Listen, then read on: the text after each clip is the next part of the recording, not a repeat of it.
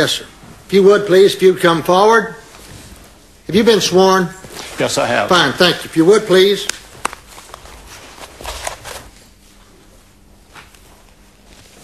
Tell us your name, please. My name is Lyndal L. Shaneyfelt. And where do you live? I live in Alexandria, Virginia. Thank you. Mr. Shaneyfelt, as I understand it, you were the photographic expert who testified before the Warren Commission in 1964 on the assassination of President Kennedy. Is that correct? Yes, that is correct. And you were employed by the FBI at that time? Yes. But even way back then, you were working as a question document examiner for the FBI. Is that correct? Yes, that's correct. Does the field of question documents include handwriting identification? That is correct, yes. Mr. Shaneyfelt, in this case, did you have an opportunity to examine documents purportedly written by Lee Harvey Oswald as well as known exemplars of his writing? Yes, I did. And where did you examine the documents? In the National Archives in Washington, D.C. Exhibit 167. Now on the screen is a photograph of a Klein's sporting goods order form for a 6.5 millimeter Mannlicher Carcano rifle with a telescopic sight and an envelope addressed to Klein's store dated March the 12th, 1963. Is this one of the question documents you examined? Yes, I identified all of the handwriting on the envelope, including the A. Heidel return address and the writing on the clipping for the order for the rifle as being the handwriting and handprinting of Lee Harvey Oswald. So Oswald wrote the word, or the words, or the name A. Heidel. Is that correct? Yes, he did. Exhibit 174. Mr. Shaneyfelt, was one of the documents you examined and determined to be in Oswald's handwriting called an historic diary. Yes, it was. And it is a 12-page diary? Yes. You have it with you today? Yes. Your Honor, to give the jury an insight into the thinking of the accused, I'd like to have certain passages of the diary and other writings of Mr. Oswald read to the jury at this time. Mr. Shaneyfelt, the first entry in the historic diary is dated October 16, 1959, where Oswald refers to arriving in Moscow from Helsinki. Is that correct? That is correct, yes. Does the October 21st entry contain a reference to Oswald attempting suicide? Yes, it does. Would you read excerpts from this entry? Yes. He writes, Eve, 6. Receive word from official police. I must leave country tonight at 8 p.m. as visa expires. I am shocked. My dreams shattered because of a petty official. 7 p.m. I decide to end it. Soak wrist in cold water to numb pain, then slash my wrist. He goes on to say, about 8, Rima finds me unconscious. She screams and runs for help, and then goes on to state that the ambulance came and he was taken to a hospital. Is there this language in the October 31st, 1959 entry? Quote, my mind is made up from this day forward. I consider myself no citizen of the USA. Yes. I take it, Mr. Shaneyfelt, you have read the entire diary. Yes, I have. Exhibit 178. Was another document you examined and determined to be in Oswald's handwriting a November the 8th, 1959 letter to Robert Oswald, Lee Harvey Oswald's brother, written from Russia? Yes. Would you please read the second paragraph of this letter? I have been told that I will not have to leave the Soviet Union if I do not care to. This then is my decision. I will not leave this country, the Soviet Union, under any conditions. I will never return to the United States, which is a country I hate. Exhibit 179 was another document you examined and determined to be in Oswald's handwriting, a letter dated November the 26th, 1959, from Oswald, again to his brother Robert, written from the Hotel Metropole in Moscow. Yes. Does page 2 contain these words? I want you to understand what I say now. I do not say lightly or unknowingly, since I have been in the military, as you know, and I know what war is like. In the event of war, I would kill any American who put a uniform on in defense of the American government. Any American. Yes, that was written by Oswald. Mr. Shaneyfelt, in any of the documents you examined in this case, did you find any evidence of disguise or forgery? No, I did not. Thank you very much, Mr. Shaneyfelt. No further questions. You all done? Yeah, I think so. Boy.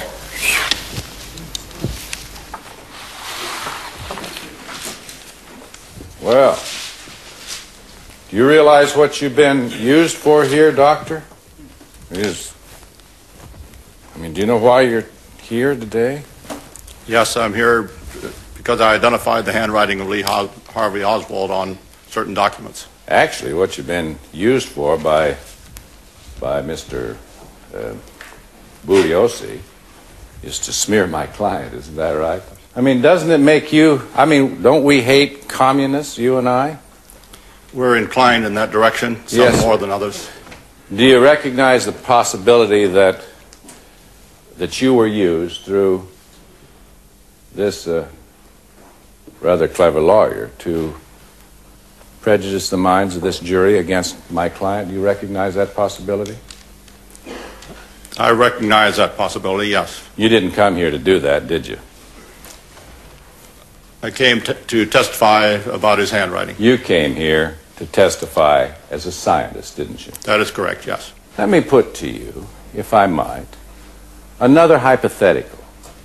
All right. You've worked for the FBI, haven't you? Yes, I have. You know undercover agents do certain things, don't you, to try to protect themselves and to mislead the enemy, don't you? Yes.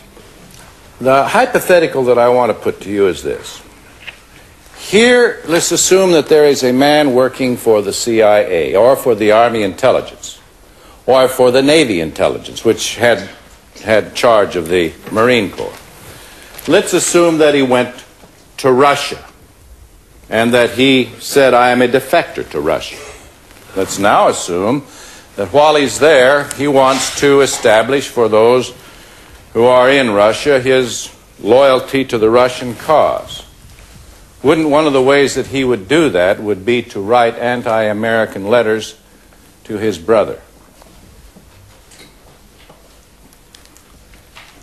I can assume that might be a possibility. Sure. As a matter of fact, you know from your experience in the FBI that the Russians censor mail, don't you? I do not know that. We all assume that. We do not know that. Yes. And the next thing that somebody might do is to keep a diary in which anti-American statements were maintained. Isn't that true? That's always a possibility. Now, if you were working for the CIA,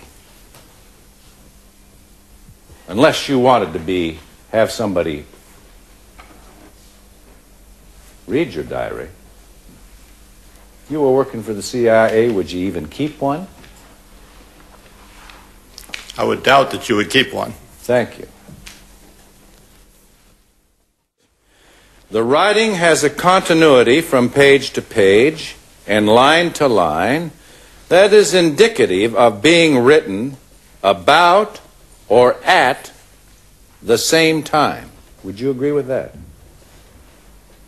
No. It does not give the impression of being, quote, random, as would be expected of a diary extended over a period of time. It appears that this diary has been written within a short period of time and not over any extensive period. Do you agree with that, sir? I do not recall seeing any evidence in the diary that would support that conclusion. Would you say that other experts in the field could justifiably have come to that conclusion? Yes. And so now what we're dealing with is just a matter of opinion. Is that right? That is correct. That's a very difficult determination to make. Thank you.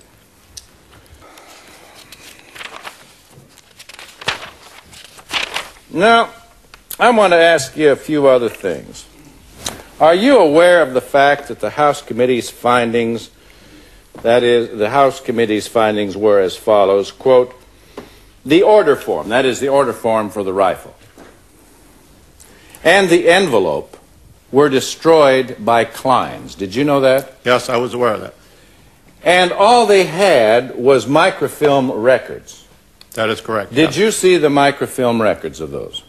I saw a print from the microfilm record. You understand that many competent handwriting experts say that we must not look at Xerox copies or microfilm copies because they can be altered. You understand that, don't you? I understand that, yes.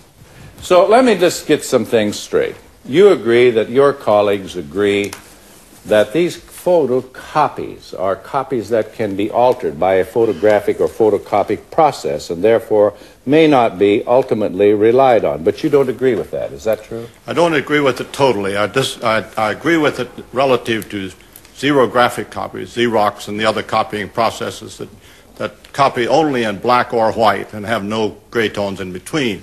Microfilm is a continuous tone product and gives you the intermediate tones and does not give you a misrepresentation of line quality because you have gray tones. Thank you. You know that the FBI and the CIA are capable of creating very good forged documents, don't you? I believe that's a fair assumption. No further questions. Thank you. You may step down. Call your next witness. Thank you, Your Honor.